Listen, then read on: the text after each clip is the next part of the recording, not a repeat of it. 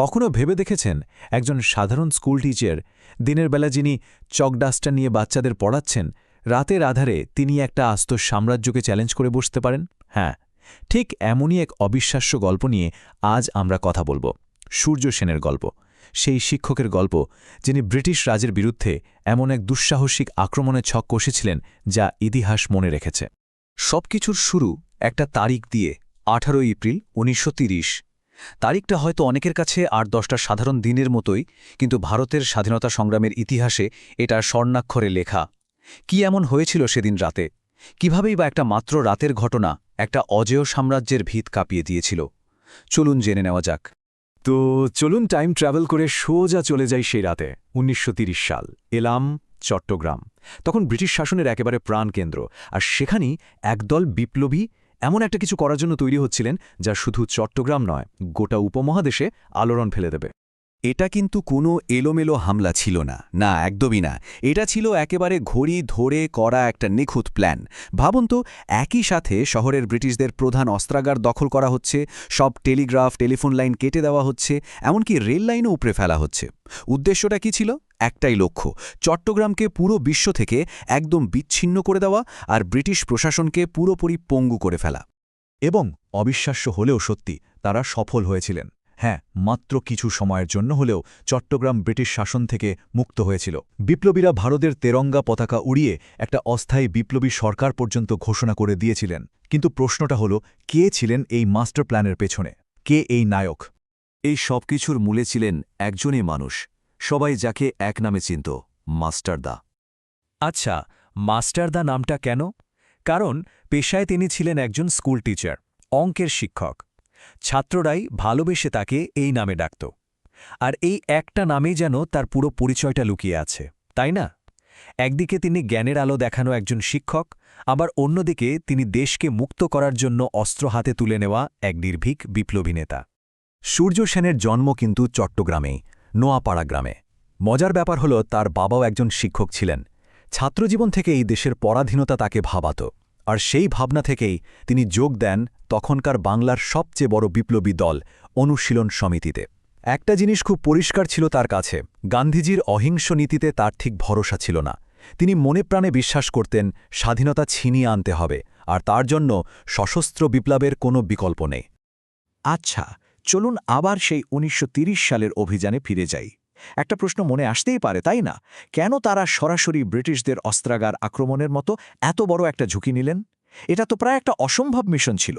কারণ প্ল্যানটা ছিল একেবারে জলের মতো পরিষ্কার আর 3টে ধাপে সাজানো। প্রথম ধাপ, অস্ত্রাগার দখল করা, কারণ লম্বা লড়াই লড়তে গেলে অস্ত্র তো লাগবেই। দ্বিতীয় ধাপ, শহরের সব যোগাযোগ ব্যবস্থা, মানে টেলিগ্রাম টেলিফোন লাইন সব কেটে দেওয়া, যাতে ব্রিটিশরা চট করে বাইরে থেকে কোনো সাহায্য না পায়। আর শেষ ধাপ, স্থানীয় প্রশাসনকে পুরোপুরি অচল করে দেওয়া। এটা করে তারা গোটা ভারতকে একটা বার্তা দিতে চেয়েছিলেন, ব্রিটিশ শাসন কিন্তু অজেয় নয়, তাকে হারানো সম্ভব। চট্টগ্রামের এই ঘটনার পর ব্রিটিশরা তো একেবারে ক্ষেপে গেল। মরিয়া হয়ে তারা মাস্টারদাকে খোঁজা শুরু করল।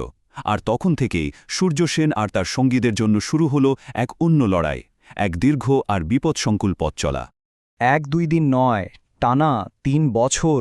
ভাবা যায়, এই 3-3টে বছর মাস্টারদা ব্রিটিশ পুলিশকে বুড়ো আঙুল দেখিয়ে চট্টগ্রামের এক গ্রাম থেকে আরেক গ্রামে পালিয়ে বেরিয়েছেন। কিন্তু মজার ব্যাপার হলো, এই আত্মগোপনের থেকেও তিনি তার বিপ্লবের কাজ কিন্তু একদিনের জন্য থামাননি। কিন্তু কথায় আছে না, ভাগ্য সবসময় সঙ্গ দেয় না। শেষ রক্ষা হল না। 1933 সাল, নিজেরই এক পরিচিত লোকের বিশ্বাসঘাতকতায় তার লুকিয়ে থাকার খবরটা ব্রিটিশদের কাছে পৌঁছে যায়। আর একটাই শব্দ, বিশ্বাসঘাতকতা, বদলে দিল সব কিছু। গ্রেপ্তার হওয়ার পর তার ওপর যে কি পরিমাণ অমানুষিক অত্যাচার হয়েছিল তা ভাষায় প্রকাশ করা কঠিন। ব্রিটিশ পুলিশ হাতুড়ি দিয়ে তার দাঁত ভেঙে দিয়েছিল, নখ উপড়ে ফেলেছিল। কিন্তু এত যন্ত্রণার পরেও, এত অত্যাচারের পরেও তিনি মুখ খোলেননি, তার একজন সঙ্গীর নামও বলেননি। তার গ্রেফতার হওয়া আর তারপর মৃত্যু, এটা হয়তো একটা অধ্যায়ের শেষ, কিন্তু মাস্টারদা যে উত্তরাধিকার রেখে গেছেন সেটা আজও অমলিন।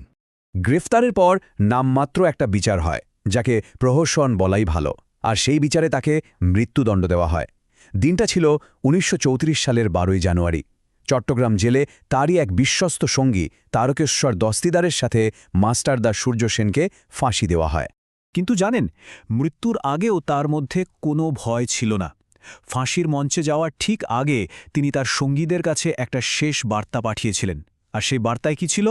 একটাই কথা, স্বাধীন ভারতের স্বপ্ন দেখো, আর সেই স্বপ্নকে সত্যি করার জন্য এক হয়ে লড়াই চালিয়ে যাও। তাহলে মাস্টারদা আমাদের জন্য কি রেখে গেলেন? তিনি তো শুধু একজন বিপ্লবী ছিলেন না, তিনি ছিলেন সাহস, আত্মত্যাগ আর অবিশ্বাস্য নেতৃত্বের এক জ্বলন্ত উদাহরণ। তিনি নিজের জীবন দিয়ে দেখিয়ে দিয়ে গেছেন যে ইচ্ছে থাকলে একজন সাধারণ স্কুল টিচারও একটা আস্ত সাম্রাজ্যের ভিত নাড়িয়ে দিতে পারেন। আর ঠিক এই কারণেই আজও তিনি আমাদের সবার কাছে শ্রদ্ধার মাস্টারদা হয়ে বেঁচে আছেন।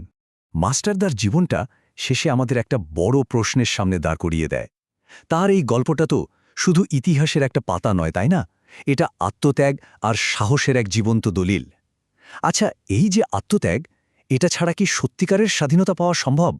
প্রশ্নটা তখন যেমন প্রাসঙ্গিক ছিল, আজও হয়তো ঠিক ততটাই প্রাসঙ্গিক।